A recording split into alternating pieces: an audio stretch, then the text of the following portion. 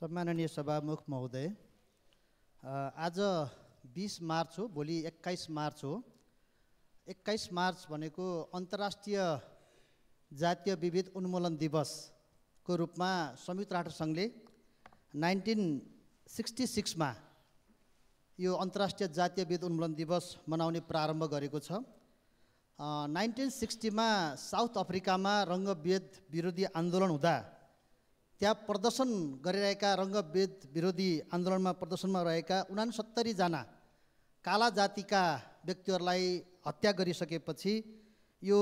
1960 मा यो घटना भयो र 66 मा यो संयुक्त राष्ट्र संघले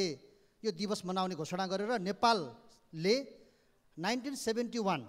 मा हस्ताक्षर गरेर नेपाल पनि पक्ष राष्ट्र भएको कुरा म जानकारी गराउन चाहन्छु। र आज हामीले यो प्रतिनिधि सभाबाट हामीले पुनर्स्थापित प्रतिनिधि सभाबाट 2063 जेठ 21 गते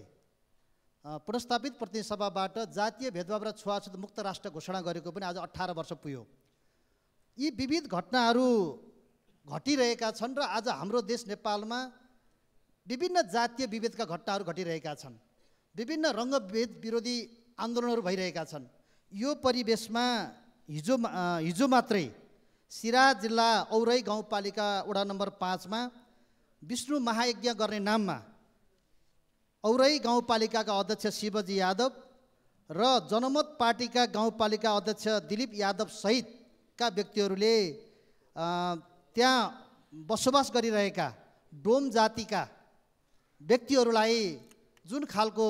उहाँबाट उठीवास गर्ने जुन खालको व्यवस्था गरेको छ त्यसको म घोर भर्त्सना गर्न चाहन्छु र ती पीडित परिवारलाई न्याय दिनको लागि म सरकारसँग जोरदार माग गर्न चाहन्छु। सभामुख महोदय,